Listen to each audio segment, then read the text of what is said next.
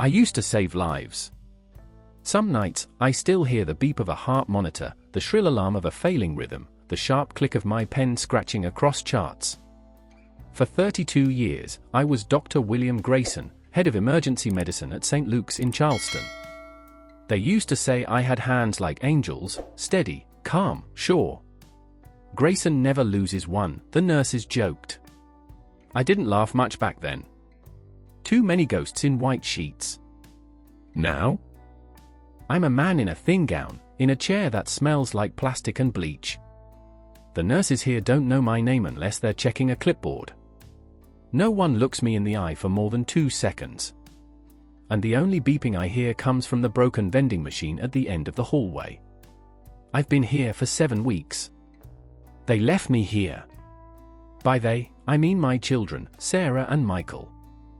Funny how a man can deliver hundreds of babies, hold dying hands, cut tumors from brains, and still get tossed aside like moldy bread. Sarah said, "Dad, it's just for a little while. We need to get things sorted." That was before Thanksgiving. It's January now. No one came for Christmas. The first few days, I asked the nurses for a phone. They said the landline was for emergencies only. So I waited. Then I asked if I could use their iPad to check my email. Password protected. Sorry, Dr. Grayson, the young one with pink scrubs, said. We can't let patients use hospital devices. Patients. That's what I am now. Not dad. Not doctor. Just a patient. Just a problem. There's a small window beside my bed. I've started pulling the chair close and sitting there every morning, just as the sun comes up. I count the people on the street, the joggers with their earbuds, the nurses heading home with heavy steps, the man who smokes behind the dumpster. At 8:14 sharp, the same school bus drives by. Kids press their noses to the glass, some wave. I wave back. I pretend one of them is my grandson, Caleb. He wouldn't recognize me now. I've lost weight. My beard is mostly white. I caught a glimpse of myself in the mirror above the sink last week, a ghost of a man. Hollow cheeks. Tired eyes. My body hunched forward like I'm constantly apologizing. I wasn't always like this. I used to walk like I owned the ground beneath me. My voice could silence an operating room. My name meant something. Patients cried when I left my shift. Staff brought me birthday cakes. Sarah used to tell her friends, my dad's a real-life hero. Michael said he wanted to be like me. They don't even answer my calls now. Last Tuesday, I overheard 2 nurses talking outside my door. His daughter signed the DNR, one whispered. What? But his alert. She said it's just in case. Quality of life concerns, she wrote. They fell silent when I turned my head. That night, I didn't sleep. I stared at the ceiling, counting every crack. DNR. Do not resuscitate. My own child signed my life away, while I was still breathing. I don't cry. I haven't in years. But that night, something inside me buckled. Not loud. Just soft. Like the sound of snow falling on a grave. I remember the day my wife, Margaret, passed. She died in our bed, my arms around her. Pancreatic cancer. We didn't tell the kids how bad it was. She said, "Let me go with dignity, Will." And I honored her wish. She was the last person who truly saw me. I buried her with her favorite book clutched to her chest. Since then, the silence has grown thicker each year. The calls got shorter. The visits became holidays only. Then even that stopped. I should have seen it coming. But back then, I believed in things. In family. In gratitude. In love returned. Now, I sit by the window. And I watch. And I wait. I started writing things down. Not because I was afraid of forgetting, my memory is still sharp, but because I needed to see the truth of it. The betrayal. The silence. The way my children turned me into something disposable. Words make it real. So I stole a pen from the nurse's station and wrote on the back of old meal slips and tissue boxes. Tiny letters. Small truths. Love doesn't end. But sometimes, it walks away quietly. That was one of the first. On the third Thursday of January, a woman in the next room died. I didn't know her name. No one did. They called her the Jane Doe in 214. She'd been unconscious for days, but I heard her once, muttering something in Spanish, soft and slurred like a prayer. I never saw family come. No flowers. No photos. Just a machine that beeped slower each night. And then, one morning, the room was empty. No announcement. No goodbyes. Just a bleach smell and silence. I asked the nurse what happened. She shrugged. Cardiac arrest. No code. She was a hospice transfer. No code. Just like me now. That night, I stared at my DNR bracelet. It's a cheap plastic band, but it may as well be a noose. I tried to slip it off, but the nurses check every morning. I wondered if Sarah would cry if she got the call. Or would it be relief? One less thing to deal with. I started talking to Margaret again. I know how that sounds. But when you're left in a room for weeks with no visits, no touch, no purpose, the mind finds what it needs. I'd lie in bed and whisper to the ceiling. Do you remember our first house, Maggie? The yellow one with the crooked mailbox. Sometimes, I'd laugh. Sometimes, I'd cry. I'd tell her about the kids. About the time Michael broke his arm climbing the fence. About Sarah's piano recitals. How proud I was when she got into NYU. And then I'd stop. Because those children? They're gone now. Replaced by cold voices on voicemail and empty promises. Once, I heard footsteps outside the door and thought, finally. But it was just the janitor. He didn't even look at me. I tried to call Michael again. I borrowed a phone from the transport guy during shift change. He was young, maybe 21, tattoos on his knuckles. I said it was an emergency. He hesitated, then handed me his cell. The line rang 5 times. Then voicemail. Hey, it's Mike. Leave a message, I'll get back when I can. I didn't leave one. What was the point? The worst part isn't the loneliness. It's the knowing, the cold certainty, that I'm no longer necessary. Once, I made life and death decisions every hour. Now, they don't even ask me how I'm feeling. Do you know what it does to a man to feel invisible? To be reduced to bed 219, diet, low sodium, status, stable, non-verbal, compliant? But I started to notice something. There's a girl, maybe 19, who delivers the lunch trays. Her name is Kayla. Quiet, hair always in a messy bun, earbuds in. She never looked me in the eye. Until one day, I said, "They won't come, you know." She froze. Took one earbud out. "What?" she asked. "My kids. They said they'd come back." "They won't." She stood there for a second, then slowly placed the tray on my table. "Mine didn't either," she said. And she walked away. That was the first real moment of connection I'd had in weeks. Not sympathy. Not pity. Just truth. The next day, she brought me an extra cookie. Small things. But they matter when your whole world fits between 4 beige walls. Later that evening, I looked at the mirror again. Really looked. And I saw something I hadn't in a long time, not sadness. Not grief. But a quiet rage. They thought I was fading. Dying. They signed my rights away and locked me up in this place to wait. But I'm still here. And maybe, just maybe, I'm not the one who should be afraid. There's a thing they don't tell you about getting old. You don't just lose your strength, you lose your audience. In your prime, people hang on your words. In the OR, my voice was law. Even at home, a single raised eyebrow from me could silence a dinner table. Now? I could scream in this hallway and they'd probably just up my meds. But I didn't scream. I started listening. 2 rooms down from me is a man named Jerry. Vietnam vet, amputated leg, can't speak after a stroke. We share the same nurse rotation, so I hear them talk. Difficult patient, they call him. Refuses care.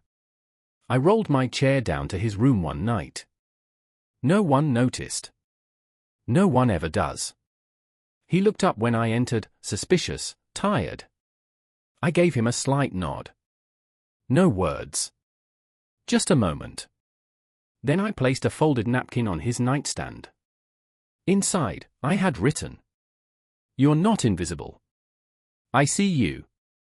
The next morning, there was a knock at my door. Kayla, tray in hand, eyebrows raised. "Did you sneak into 223 last night?" she asked. I didn't answer. She set the tray down, but this time didn't leave. "He's different this morning," she said. "Karma." Asked for help shaving. She studied me for a second. "What did you say to him?" I shrugged. Sometimes all it takes is one person who still sees the man underneath the patient. She stared at me for a long moment. Then gave the smallest nod I'd seen in months. And walked out.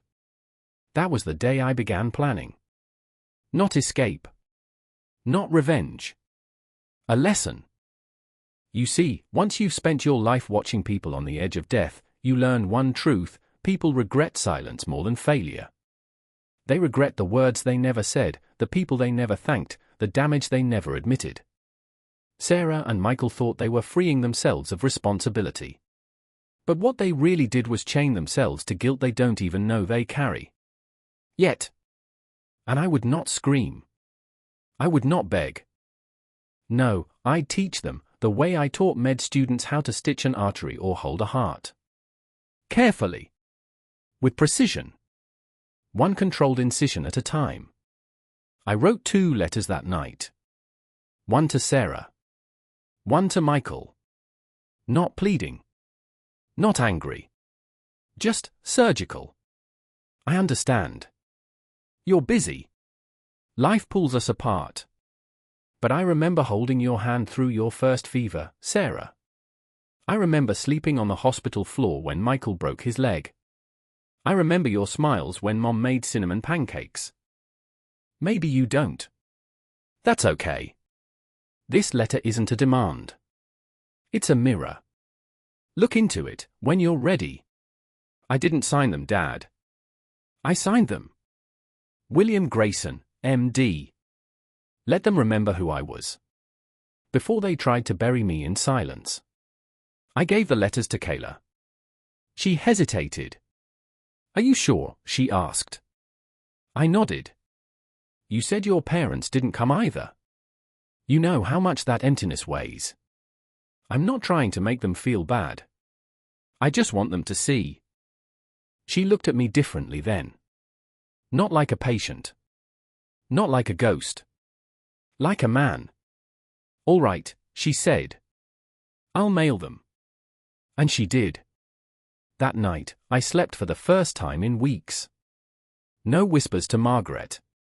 No tears. Just rest. Because something had shifted. Not in the hospital. Not in Sarah or Michael. In me. I wasn't waiting anymore. 3 days passed. No response. No call. No letter. I wasn't surprised. Most people think the opposite of love is hate. It's not. It's indifference. That's the wound that festers. When they don't even bother to care. Still, I waited. But I didn't wait for them. I waited for what always comes after a clean incision, the bleeding. On the morning of the 4th day, a nurse wheeled in a vase of white lilies. Delivery for William Grayson. I blinked. The card was unsigned. Just 2 words. I remember. That was Sarah's phrase. She used to say it when I'd forget something small, where I left my keys, her friend's birthday. Don't worry, Dad. I remember. I held the card between my fingers like it might vanish. That night, I stared at the ceiling and whispered, Maggie, they felt it. The next day, Kayla slipped me a folded note during lunch. She didn't say anything, just placed it on my tray beside the plastic fork. It read, I read your letters. I wish someone had said those things to me. I think you were the dad I needed. It wasn't signed. But I knew it was hers. It hit me harder than any painkiller could.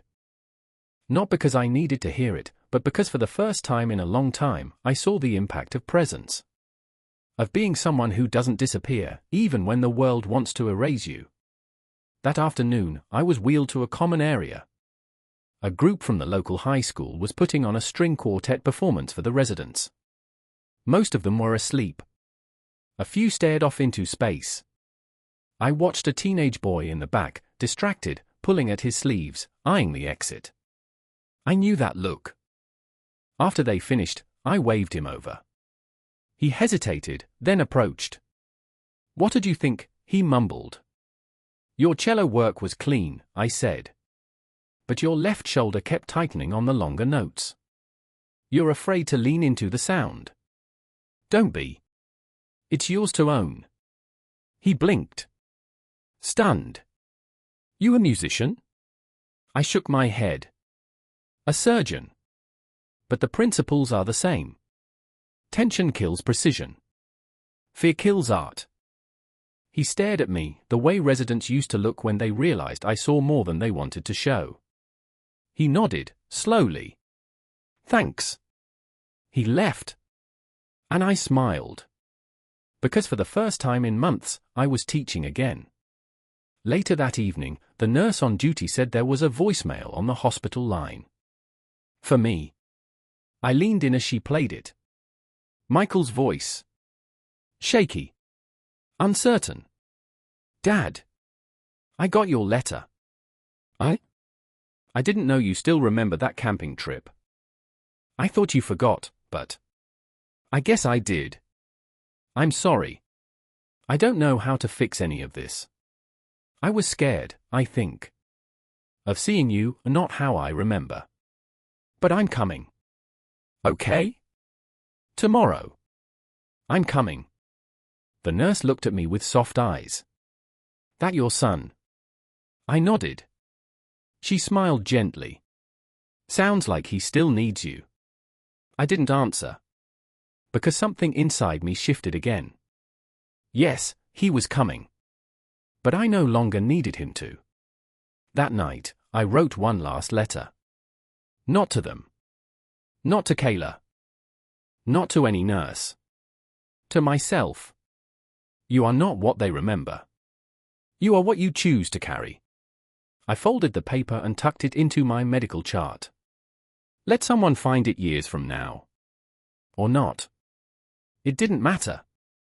The point was, I remembered me. And now, so would they. He arrived on a Wednesday. I saw his car through the window as he parked, still the navy blue Subaru, now with a child's car seat in the back. So, he had another son. One I've never met.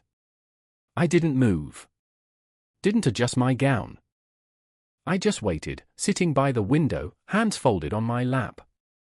They always expect the old man to soften. To tear up. To forgive. But I wasn't here to give comfort. I was here to give clarity. A few minutes passed. Then a soft knock. Dad. I didn't answer. The door creaked open. He stepped in slowly, like I might break if he moved too fast. Michael. He looked older. Tired. A graying beard, heavy lines around his eyes. Gilt-aged. He took a step closer. You look thinner. I nodded once. You look scared. That hit him. He laughed, but it cracked halfway through. Yeah. I guess I am. I turned back to the window. He sat in the chair across from me, the same one I'd used for weeks. The sun hit half his face. The other half was shadow. I didn't know how to visit you, he said. You didn't visit me at all. Silence. I let it stretch, wide and uncomfortable. Sarah said we needed help. That we couldn't care for you the way you needed. That it was safer. Easier, I corrected. Not safer. Easier. He winced. You're right. And for the first time, I looked at him. Really looked. He wasn't a villain. Just a boy who became a man who forgot the hands that once held him up. I'm not mad, I said. His eyes filled with tears. Then why does it feel worse than if you were? I leaned forward slightly. Because you thought I'd beg. You thought I'd be grateful you showed up at all. His mouth opened. No words came. I let the silence speak for me. It told him everything he needed to hear. We sat like that for a while. Eventually, he asked, "Do you want to meet Jake?" He's 5. I didn't answer. He looks a little like me, he added. The way I looked when you used to bring me to the clinic and let me play with the stethoscope. I raised an eyebrow. Funny. You remembered that now. His face dropped. He rubbed his hands together, like trying to warm himself. You were always the strong one, he said. Even after Mom died. I didn't know how to carry your silence. So you added more of it, I said. That was the moment. The quiet cut deeper than shouting ever could. He reached into his jacket and pulled out a photo. Jake. Smiling. Gap-toothed. He placed it on my nightstand. He should know who you are. I'll bring him next week. I didn't nod. I didn't answer. Because this time, it was my terms. He stood. Walked to the door. Then stopped. You wrote, "Look in the mirror." He turned back. I did. And I didn't like what I saw. Then, softer. But I will come back. If you'll let me. I looked at him one last time. You can come back, I said. But not to fix me. Just to face yourself. He nodded. And left. When the door closed, I picked up the photo. Jake's smile was wide, joyful, untouched by the weight of choices not yet made. I whispered to the picture, "Be better than him." But not because I said so, because he finally showed you how. That night, I opened the window and let the cold air sting my skin. Not to feel alive. To remember I already was. I stopped waiting. Not out of bitterness. Out of peace. Peace is strange after so much noise. The hospital buzz, the slow drip of fours, the low moans from distant rooms, the rustle of papers that describe how your body is failing. But inside me, silence. A strong, still kind of silence. The kind soldiers carry after war. The kind widowers learn to live with. The day after Michael's visit, I asked Kayla for a razor and a mirror. She blinked. You sure? I can get someone to. No. I wanted to do it myself. The mirror was small, cracked at the edge. But it was enough. I shaved slow. Carefully. My hands were still steady, surgeon's hands, even now. When I finished, I looked at myself. Not just the surface, the deep lines around my eyes, the faded scar near my temple, the sunspots across my forehead. But through all of that, and for the first time in years, I didn't see a forgotten. I saw a man who endured. 2 days later, Sarah showed up. I knew she would. I didn't call. Didn't write again. The first letter was enough. She stood in the doorway like someone arriving at a crime scene too late. Dad. I nodded to the chair. She sat, stiff, knees together, purse clutched tight. She looked like someone who rehearsed her lines in the car. I read your letter about the pancakes. I said nothing. I didn't know you remembered that stuff. That's what memory is, I replied. Stuff you carry even when no one asks you to. She nodded. Her eyes welled up. I didn't think I could be enough after Mom died. You were always so strong. And then you got smaller. She paused. I didn't know how to love you like this. That struck me. Not because it hurt. Because it was true. We all want our heroes upright, decisive, untouchable. We don't know what to do with them when they fall. But that's not love. That's worship. And worship fades. She handed me a book. My old medical textbook, the one I gave her when she said she wanted to study biology in college. I kept it. I ran my hand across the cover. Dog-eared. Worn. Familiar. You were the smartest person I knew, she whispered. Still are. I met her eyes. Then treat me like it. She cried. Quietly. No sobbing. Just silent tears, the kind people cry when they realize they weren't the victim after all.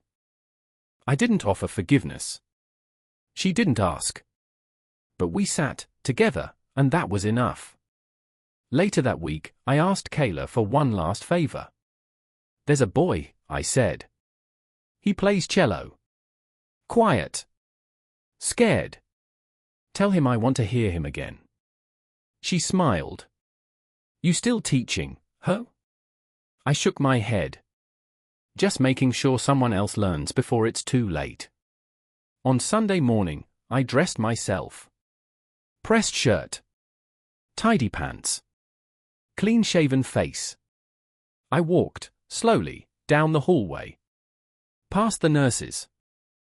Past the TV room. Past the whispers and chart notes and vitals. Into the garden behind the hospice. There was a bench. I Saturday. Closed my eyes. Felt the winter sun on my face. Not waiting. Not hoping. Just being. Because the truth is, the people who tried to forget me, they now carry me in their minds like a stone in their shoe. They'll think of me when they're quiet. When they're scared.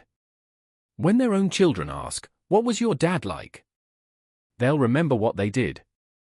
But more importantly, they'll remember who I still was. They thought they left me behind. But I never really left. I just chose to walk forward, alone, but unbroken. Sometimes silence is not surrender. It's just the sound of someone finally standing tall. Subscribe and like. And tell your friends about this video.